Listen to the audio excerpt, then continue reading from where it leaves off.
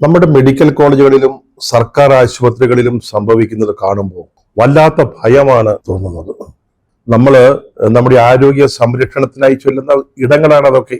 ചികിത്സയ്ക്ക് പോകുന്നിടമാണ്, രോഗശാന്തി പ്രതീക്ഷിച്ച് ചെല്ലുന്ന സ്ഥലമാണ്.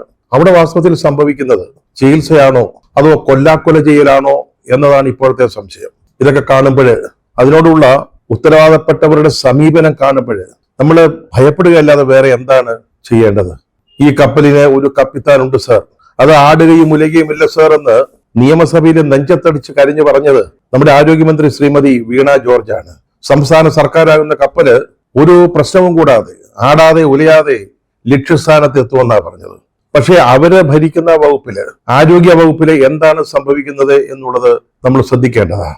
അതിൽ കപ്പിത്താൻ പോയിട്ട് ഒരു സ്രാങ്ക് പോലും അതിനെ നിയന്ത്രിക്കാനില്ലാത്ത ഒരു അവസ്ഥയാണ് ഇപ്പോഴുള്ളത്. മെഡിക്കൽ കോളേജുകളിലേക്കോ സർക്കാർ ആശുപത്രികളിലേക്കോ ചികിത്സ തേടി പോകാൻ ആളുകൾ ഭയപ്പെടുകയാണ്. പക്ഷെ പോകാതെ നിവൃത്തിയില്ല.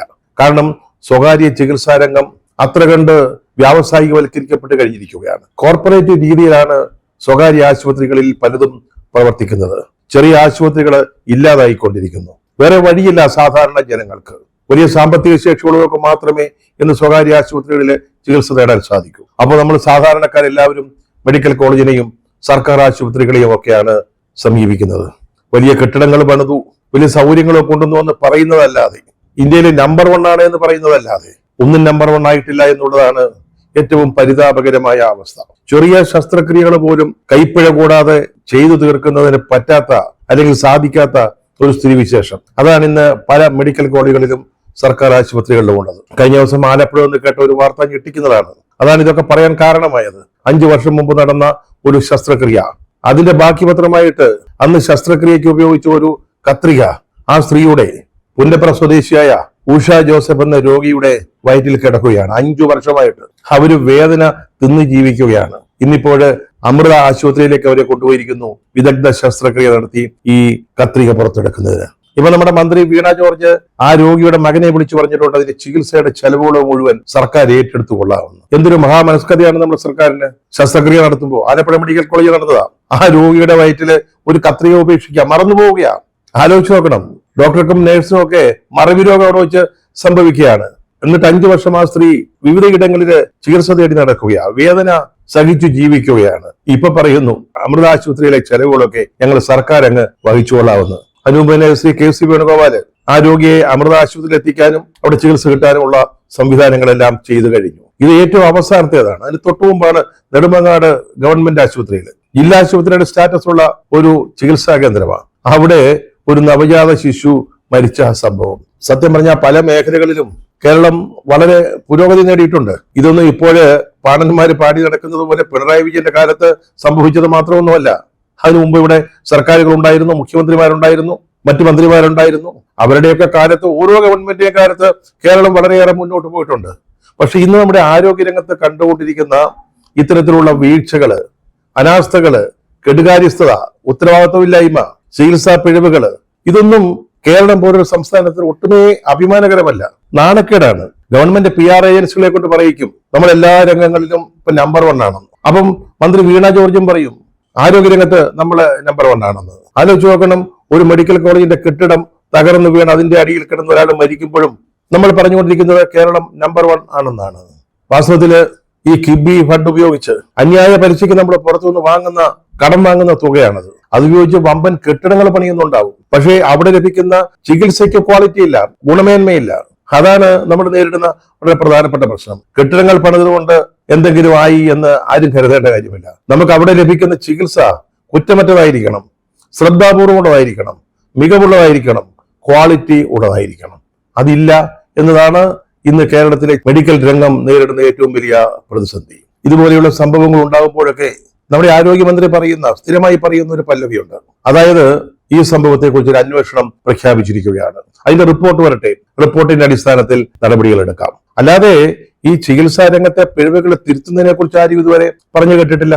നേരത്തെ മെഡിക്കൽ കോളേജിലെ ഒരു ഡോക്ടർ തന്നെ, ഡോക്ടർ ഹാരിസ്, അവിടെ ശസ്ത്രക്രിയയ്ക്ക് വേണ്ട ഉപകരണങ്ങൾ ഇല്ല എന്ന് പറഞ്ഞുകൊണ്ട് പരസ്യമായി രംഗത്ത് വന്നപ്പോ അദ്ദേഹത്തെ എങ്ങനെ ശിക്ഷിക്കാമെന്നാണ് നോക്കിയത്. അറിയപ്പെടുന്ന ഒരു ഇടതുപക്ഷ അനുഭാവി ആയിരുന്നിട്ട് പോലും ആ ഡോക്ടർക്കെതിരെ എന്ത് നടപടികൾ എടുക്കാൻ സാധിക്കുമെന്നാണ് നമ്മുടെ ആരോഗ്യവകുപ്പിലെ മേലാളന്മാര് ശ്രമിച്ചത്. ഇത് അവിടുത്തെ മെഡിക്കൽ കോളേജിൽ ഒരു പ്രധാനപ്പെട്ട വകുപ്പ് മേധാവി തന്നെ പറഞ്ഞ കാര്യമാണ്, ജനങ്ങളോട് പറഞ്ഞ കാര്യമാണ്, വിളിച്ചു പറഞ്ഞ കാര്യമാണ്.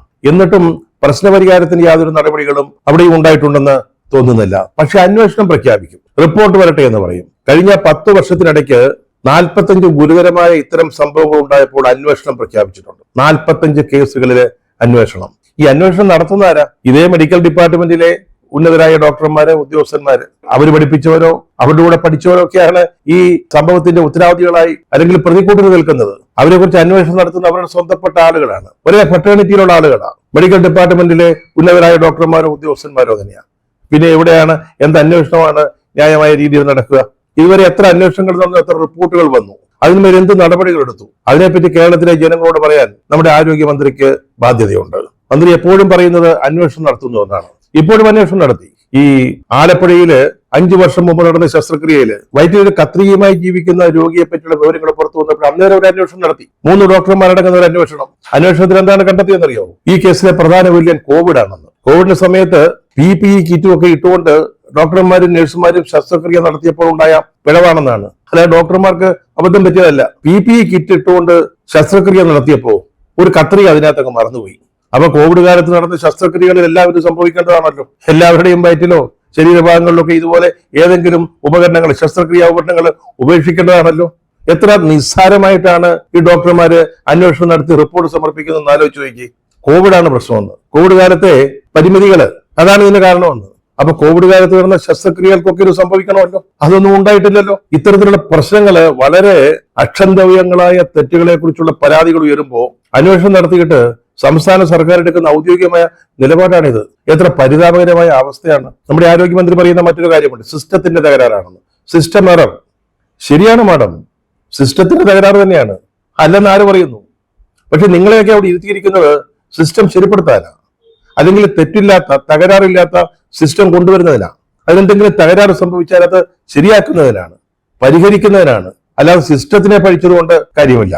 സിസ്റ്റത്തിൻ്റെതാണ് പ്രശ്നം നമുക്കറിയാം. പക്ഷെ നിങ്ങളുടെ ഉത്തരവാദിത്വം എന്താണ്? ഈ വകുപ്പ് ഭരിക്കുന്നവരെ എന്താണ് ഏൽപ്പിച്ചിരിക്കുന്നത്? ഈ സിസ്റ്റത്തെ ശരിയായിട്ട് കൊണ്ടുപോകുന്നതിന്. അത് നടക്കുന്നുണ്ടോ? അല്ലാതെ സിസ്റ്റത്തെ കുറ്റം പറഞ്ഞിട്ട് എന്താ കാര്യം? ഇന്നലെ ഈ ആലപ്പുഴയിലെ കേസില് അവരെ ചികിത്സിച്ച ഡോക്ടറും പറഞ്ഞത് സിസ്റ്റത്തിന്റെ പ്രശ്നമാണെന്നാണ്. എന്നിട്ട് അവരുടെ പേരില് പോലീസ് കേസ് എടുത്തു. ശസ്ത്രക്രിയ അവരല്ല, ആ ഡിപ്പാർട്ട്മെന്റ് തലപ്പത്തിരുന്നത് ആ ഡോക്ടറായിരുന്നു. അവരെത്ര നിസ്സാരമായിട്ടാണ് ഈ കേസിനെ പറ്റി പറഞ്ഞതെന്ന് നമ്മളൊക്കെ കണ്ടതാ, വായിച്ചതാ. 5 അല്ല 50 വർഷം ഈ കത്രിക ഈ രോഗിയുടെ ശരീരത്തിൽ കിടന്നാൽ ഒരു പ്രശ്നവുമില്ലെന്നാ പറഞ്ഞത്. ഒരു ഡോക്ടറാണ് പറയുന്നതെന്ന് ആലോചിക്കണം. എത്ര നിസ്സാരമായിട്ട്, ഇതൊന്നും ഒരു വലിയ ഗൗരവമുള്ള കാര്യമല്ല എന്ന നിലയിലാണ് അവരത് പറഞ്ഞത്. 8 വർഷം മുമ്പ് കോഴിക്കോട് ഇതുപോലൊരു സംഭവം ഉണ്ടായി. പ്രസവവുമായി ബന്ധപ്പെട്ട ഒരു ശസ്ത്രക്രിയയുടെ ഇടയിൽ KK ഹർഷിന എന്ന് പറയുന്ന രോഗിയുടെ വയറ്റില് ഇതുപോലെ ഒരു കത്രിക കുടുങ്ങിപ്പോയി. 8 വർഷം അവരതുകൊണ്ട് ജീവിച്ചു. ഇപ്പോഴും അവര് വേദന നിന്നാണ് കഴിയുന്നത്. അവരിപ്പോ ഈ ആലപ്പുഴയിലെ സംഭവം കൂടി അറിഞ്ഞപ്പോൾ കോഴിക്കോട് സമരം ആരംഭിച്ചിരിക്കുക, സത്യാഗ്രഹ സമരം ആരംഭിച്ചിരിക്കുകയാണ്. ഇതുപോലൊരു അവസ്ഥ അല്ലെങ്കിൽ ഒരു ഗതികേട് മറ്റൊരു രോഗിക്ക് സംഭവിക്കരുത്, അത് മുൻനിർത്തിക്കൊണ്ട് അവർ സമരം ചെയ്തുകൊണ്ടിരിക്കുക. കോന്നി മെഡിക്കൽ കോളേജിൽ ഈ അടുത്ത ദിവസം 14 വയസ്സുകാരൻ ഒരു കുട്ടിയുടെ കൈക്ക് ശസ്ത്രക്രിയ നടത്തി. കൈ ഒടിഞ്ഞതോ മറ്റുമാണ്. 2.5 മാസം കഴിഞ്ഞ് പ്ലാസ്റ്റർ എടുത്ത് നോക്കുമ്പോൾ ആ കൈ വളഞ്ഞിരിക്കുക. അപ്പൊ ഡോക്ടർ, സൂപ്രണ്ട് എന്താ പറഞ്ഞതറിയോ? മെഡിക്കൽ കോളേജ് സൂപ്രണ്ട്, കൈ ഒടിഞ്ഞ അങ്ങനെ വളയാൻ സാധ്യതയുണ്ടെന്ന്. നോക്കി, എന്റെ കൈ അങ്ങനെയാണെന്ന് ഉദാഹരണമായിട്ട് അദ്ദേഹത്തിന്റെ കൈ കാണിച്ചു തരിക. പണ്ട് ഒടിഞ്ഞതായി ഇപ്പൊ വളഞ്ഞിരിക്കുന്നത്. അങ്ങയുടെ കൈ വളഞ്ഞിരിക്കുന്നതുകൊണ്ട് കോന്നി മെഡിക്കൽ കോളേജില് ശസ്ത്രക്രിയക്ക് ചെല്ലുന്ന എല്ലാവരുടെയും കൈകള് അല്ലെ കാല് ഇങ്ങനെ വളയണമെന്ന് ഒരു നിർബന്ധമുണ്ടോ?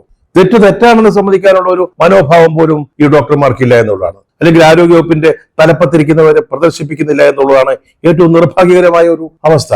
കൈ ഒടിഞ്ഞ് പ്ലാസ്റ്റർ ഇട്ടാൽ ചിലപ്പോൾ വളയുമെന്ന്, അതിനോടെല്ലാം സാധ്യതയുണ്ടെന്ന്. ഇതൊരു സ്വകാര്യ ആശുപത്രിയാണെങ്കിൽ സംഭവിക്കുമോ? അവിടെ ചെന്ന് ശസ്ത്രക്രിയ നടത്തിയിട്ടേ ചിലപ്പോൾ ഇങ്ങനെ വളഞ്ഞു പോകുമെന്ന് പറഞ്ഞാൽ അവർ സമ്മതിക്കും, രോഗിയുടെ ബന്ധുക്കൾ സമ്മതിക്കും. ഇത് പാവത്തങ്ങളാണ് ഈ ചെല്ലുന്നത്, പാവപ്പെട്ട രോഗികള്, സ്വകാര്യ ആശുപത്രിയിൽ പോകാൻ കഴിവില്ലാത്തവര്. അപ്പൊ അവരുടെ കൈക്കും അവരുടെ കാലിനൊന്നും ഒരു വിലയുമില്ലേ? അതങ്ങ് വളഞ്ഞോട്ടെന്നാണോ? പ്ലാസ്റ്റർ ഇട്ടുകൊണ്ട് അങ്ങ് വളഞ്ഞു പൊയ്ക്കോണം എന്ന് വല്ല നിർബന്ധമുണ്ടോ? എത്ര നിസ്സാരമായിട്ടാണ് ഡോക്ടർമാരെ, ഉത്തരവാദിത്തപ്പെട്ട ആളുകളെ ചിരിച്ചുകൊണ്ട് ഈ അഭിപ്രായ പ്രകടനങ്ങൾ നടത്തുന്നത്. അതാ പറഞ്ഞ, കാണുമ്പോൾ പേടി തോന്നുകയാണെന്ന്, ഭയം ഉണ്ടാവുകയാണ്. നമ്മളിപ്പോ തന്നെ പറഞ്ഞല്ലോ, ഈ ഉഷ ജോസഫ് എന്ന് പറഞ്ഞ രോഗിയെ ചികിത്സിച്ച ഒരു ഡോക്ടർ ലളിതാംബിക കരുണാകരനെതിരെ ഇപ്പൊ പോലീസ് കേസ് എടുത്തിരിക്കുക. ആ കേസ് എടുത്തതിനെ കുറിച്ചല്ല പറയുന്നത്. പക്ഷേ ഈ ശസ്ത്രക്രിയ നടത്തിയ ഡോക്ടറെ സസ്പെൻഡ് ചെയ്തിട്ടേ ഉള്ളൂ. ഒരു ഡോക്ടർ ഷാഹിദ, അവരെ സസ്പെൻഡ് ചെയ്തിട്ടേ ഉള്ളൂ. ഇവർക്കെതിരെയൊക്കെ പോലീസ് കേസ് എടുക്കണോ, അതിനുള്ള എന്തെങ്കിലും വകുപ്പുകളുണ്ടോ എന്നുള്ളത് എനിക്ക് അറിഞ്ഞുകൂടാ. പക്ഷെ ഒരാൾക്കെതിരെ എടുത്തു, മറ്റൊരാൾക്കെതിരെ എടുക്കുന്നില്ല. കാരണം ഈ ഡോക്ടർ ലളിതാംബിക സർക്കാരിനെ കുറ്റം പറഞ്ഞു, സിസ്റ്റത്തിന്റെ പ്രശ്നമാണെന്ന് അവരും പറഞ്ഞു. അപ്പൊ സിസ്റ്റത്തിന്റെ പ്രശ്നമാണെന്ന് ഒരു ഡോക്ടർ പറയുമ്പോൾ അതിന് ഉത്തരവാദി ആരാ? സർക്കാരല്ലേ. ഈ വകുപ്പ് നടത്തിക്കൊണ്ടു പോകുന്നവരല്ലേ. അങ്ങനെ പറയാൻ പാടുണ്ടോ? സിസ്റ്റത്തിനെ കുറ്റപ്പെടുത്താൻ പാടുള്ളൂ. ആ സിസ്റ്റത്തിൽ നമ്മുടെ മന്ത്രിയും പെടുമല്ലോ. അപ്പൊ അങ്ങനെ പറഞ്ഞാൽ അവർക്കെതിരെ നടപടി ഉണ്ടാവും, പോലീസ് കേസ് ഉണ്ടാവും. മറ്റേതെങ്കിലും വകുപ്പ് പോലെയല്ല ആരോഗ്യ വകുപ്പ് എന്ന് നമ്മൾ മറന്നുപോകരുത്.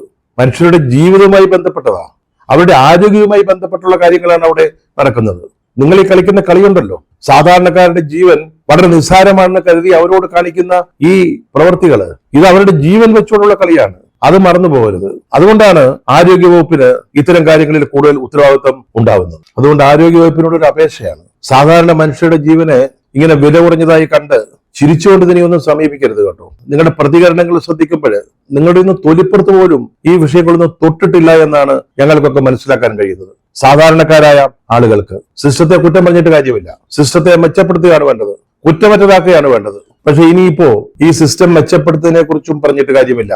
സിസ്റ്റം മെച്ചപ്പെടുത്താൻ ബാധ്യസ്ഥരായ ആളുകൾ മാറുകയാണ് വേണ്ടത്. പുതിയ ആളുകൾ അതിന്റെ ഉത്തരവാദിത്വം ഏറ്റെടുക്കുകയാണ് വേണ്ടത്.